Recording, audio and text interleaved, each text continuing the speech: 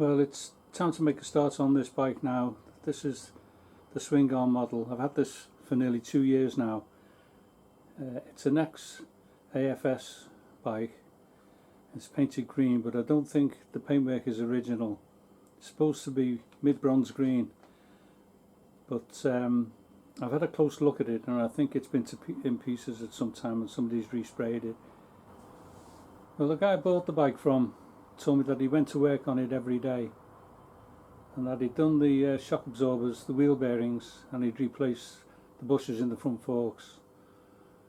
So before I take the bike to pieces, I'm going to go around and check everything and basically work out what condition it's in before I get it in pieces, and then it's too late to check things then. So I'll do that now.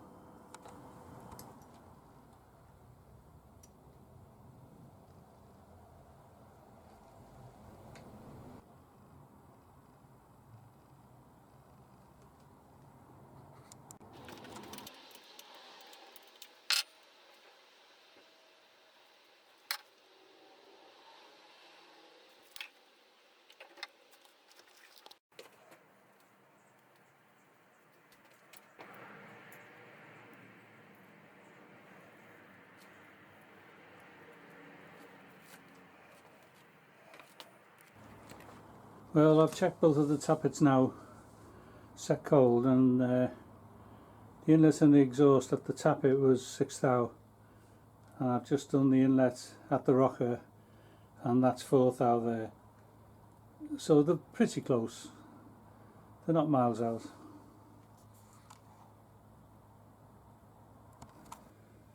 And as you can see, the spark plug, although it's pretty sooty, it's in pretty good nick. I would have preferred to see it a little bit sandier colour than that, but anyway, that's okay.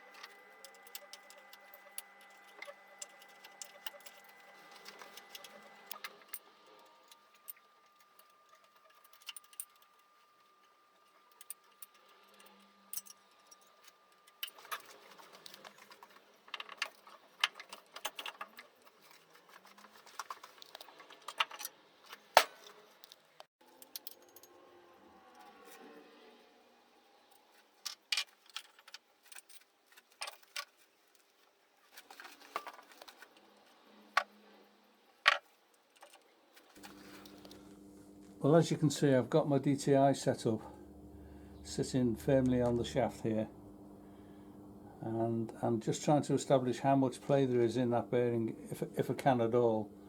And if I push hard on this, I can just measure about 1 thou there. There's nothing in the service sheet that tells me what that should be. All it gives me is the diameter of the shaft, which I can check when I get the flywheels out. But for the moment, I've got a feeling that that's going to be okay. 1 thou, and remember it's 2 inches stick out at least where the DTI is, so that magnifies it a tiny bit. Let's see what it's like when we get the crankcase apart and have a look at the flywheels.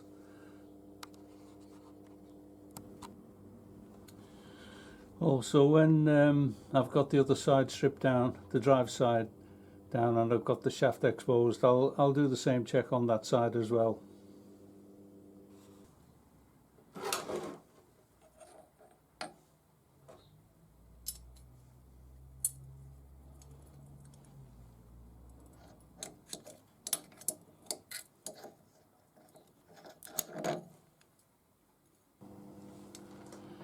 Well, I'm set up on the drive side now, and as hard as I push, I can't see more than 1 thou there.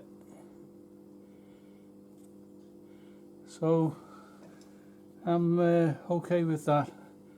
But what I will do is I will check the dimensions against the service sheets of the shafts themselves.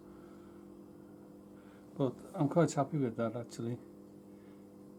As hard as I push, I can't get past 1 thou. But there's no data to compare this against in the service sheet, so See how it goes. One of the first things I noticed was that the back wheel was at the very end of its travel. No attempt to close up on the adjusting screws there, and actually the rear chain, drive chain, is massively slack there. So that's one of the issues. And I can see the rear sprocket is, although there's somewhere there, it's not actually that bad. So I'm hoping it's just the chain that's worn out. Of course I'll be checking the gearbox sprocket a bit later. This is just a basic check on the gearbox. I'm in neutral now. That's first gear. That's in neutral. Second, third, and top. Third, second, neutral, and first. So as you can see, it's selecting all the gears, first up to top and back down again.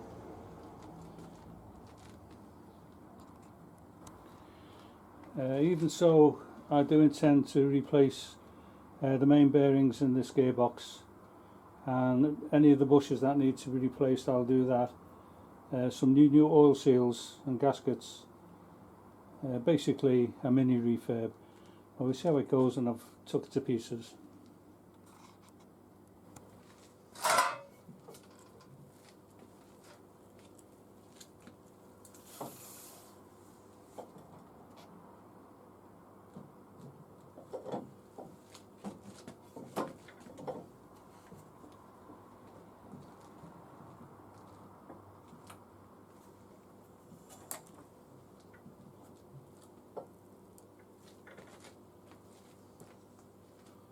Well, I can't feel any play in the bearings, and they're really smooth, and there's no play at all in the headstock or the bushes on the front forks, so that's a good sign.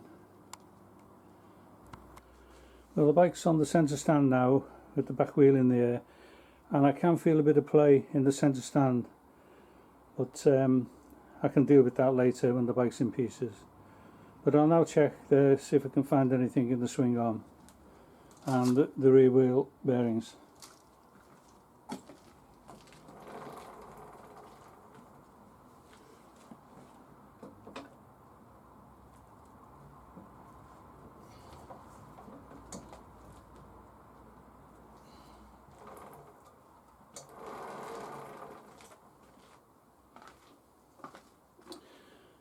Well, I couldn't feel any play in the swing arm there.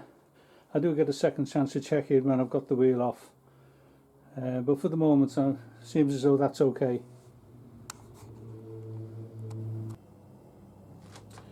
This shot is of the this heavy plate which the starter motor is mounted to, and as you can see, there's plenty of adjustment, so I can move the starter motor forward and back to adjust the chain coming up to the back of the inner chain case, and of course the gearbox stays in position. I only need to alter that to adjust the chain, the rear chain, but the adjuster on the other side of the gearbox holds that in place while I'm adjusting this. So it's quite clever, and as I say, the starter motor's just slung underneath the gearbox there, and that's how he's done it. It's genius.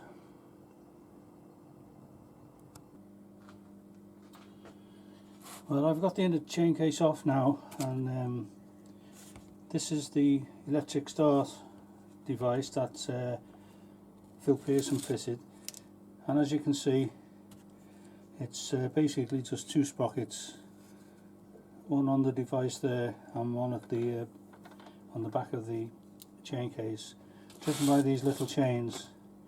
This one runs to the crankshaft, and this one is driven off the starter motor, and I'll show you the back of the gearbox in a moment.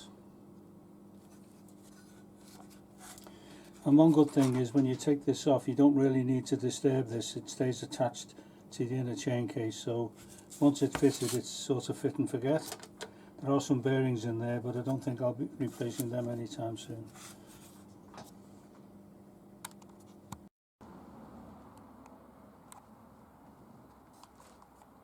Well, I've got the engine and gearbox out now.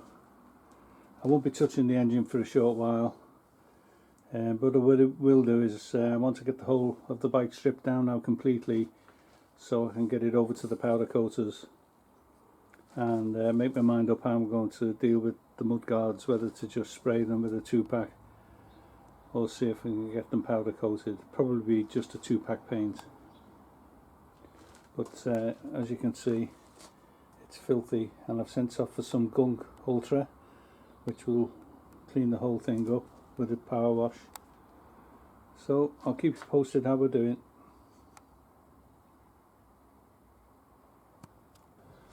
One of the first things I need to do now is to remove all the electrics. I'll probably end up rewiring the bike because I've got a new wiring harness, but everything's more or less standard with the exception of the starter system, and as you can see, the regulator's there, and that's the solenoid for the starter motor. So it's a matter of just pressing on, taking parts off now. Well, as you can see, I managed to get quite a bit done yesterday. Oil tank's gone, toolbox, swing arm and the shocks, back mud guard's gone. I've cleaned quite a few parts, including most of the frame, and I'm now going to remove the headlight and the front forks. That's why I've got the whole bike hanging on 2 straps there, and well held on the jacks underneath, because the last thing I want is the frame falling over on me, so safety first.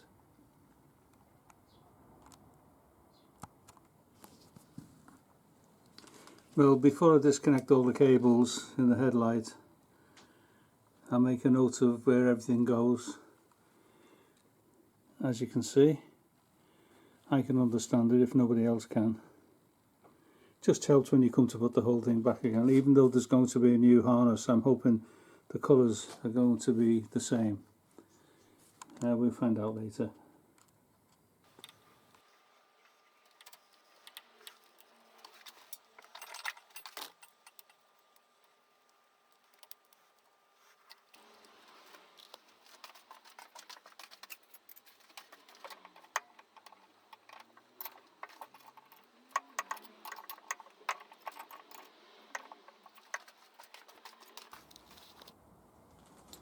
Well, I've taken both of the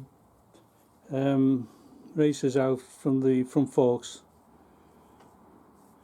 and the top one is in pretty good condition actually, but the bottom one is battered. It's I don't know if you can see it on the camera, but all along here it's dimpled all the way around there, so I'm going to replace that. I'll replace both of them actually. It felt okay on the steering bars, you know, when I turned it, but I don't know if you can see that actually, but it's as rough as out, and I'll be changing those. Well, I'm going to have to take back what I said about the centre stand. It's knackered actually, so I'll have to make a new bush and sort that out. It's not a big job. I've done them before, there's no problem doing those.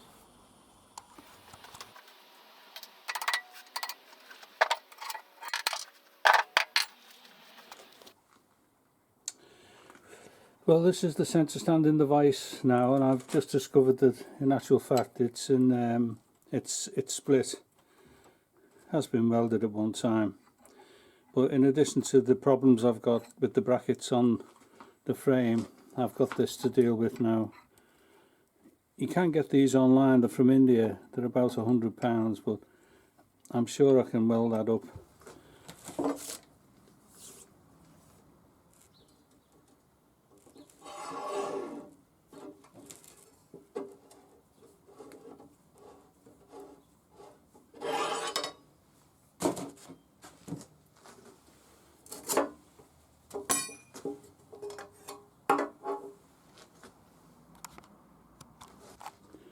Well, I've made this simple template here so that I can locate the position where these holes are when I make the new bracket, because this all has to be ground away and removed. And I'm going to make a new bracket, but I wanted to keep the position of these holes exactly as they are now, so that it keeps the geometry right when I put the centre stand back on. Bit Heath Robinson, but it looks like it's going to work. What I was a bit concerned about, because I've re-welded it, there was bad cracks in there which are welded up now.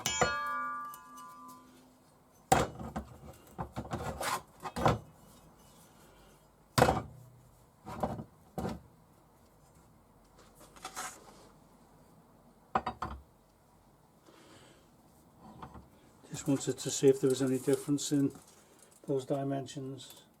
That's 9.5 inches, and so is that, exactly 9.5 inches. So I'm not disappointed, I'm happy with that. See what it's like when I've made the brackets and got it back on the bike. I've managed to set up a rig here, and I've got a 17.2 drill bit which I'm going to send right through, and then I'll turn a bush to suit that hole. I've run it up and it's pretty solid, so we'll see how it goes.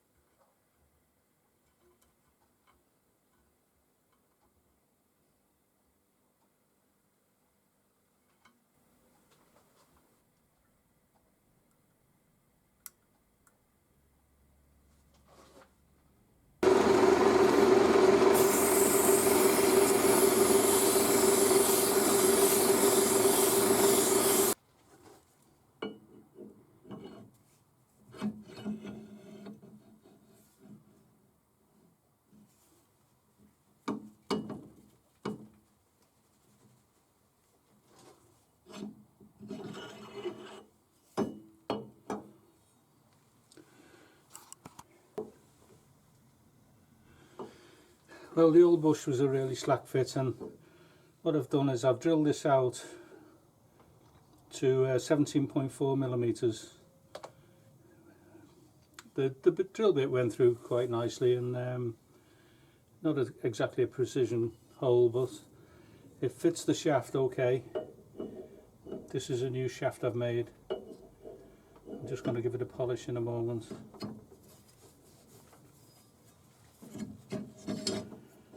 But the stand fits on there quite nicely, and it's absolutely solid. There's nothing in it, so I'm really happy with that. I'm just going to give the shaft a little polish, and I've got to drill 7/16 down the centre then.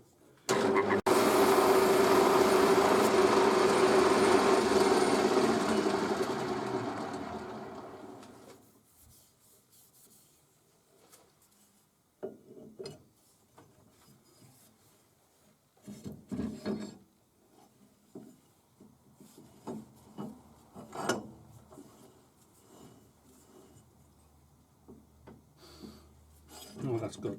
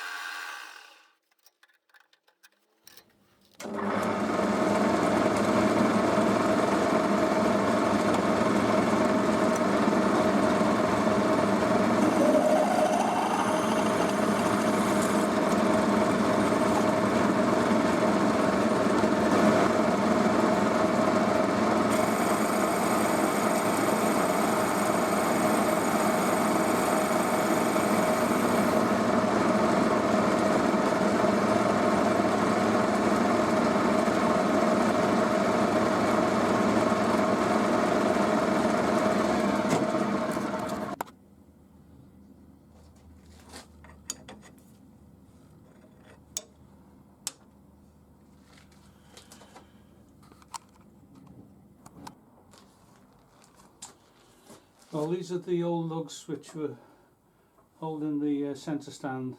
I've had to cut them both off. They're both worn out and knackered, and I've made, in the process of making some new ones. I'll show you now.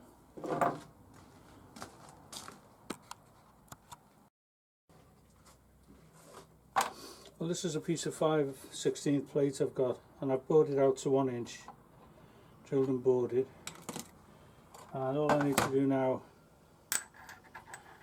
is cut out the 2 new lugs, and I've got a template to line them up on the frame.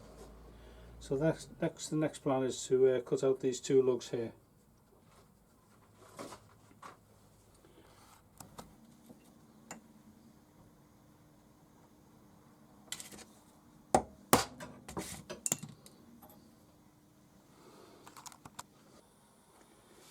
Well, I've made a bit more progress on this.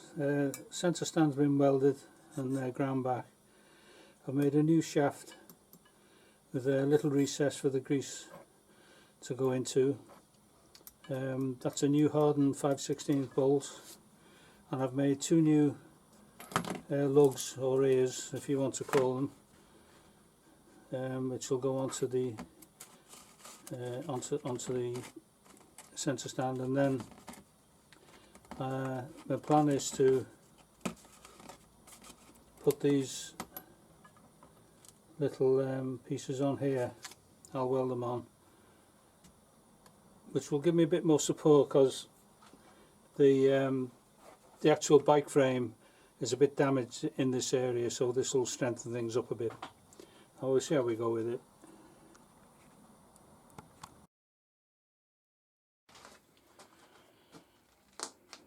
Well, this is one of the old lugs I cut off, and it's actually, turn this on, it's 1/4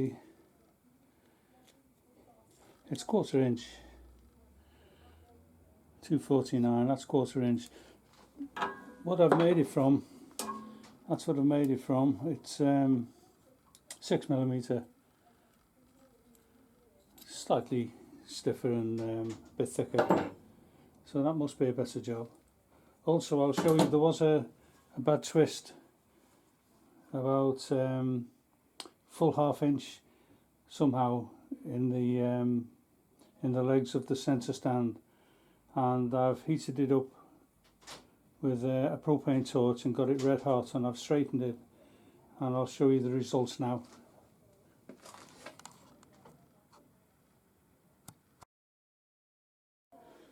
Well, I've put 2 straight edges on, one on the frame and one across the legs of the centre stand, and I don't know if you can see, but they sort of line up pretty good.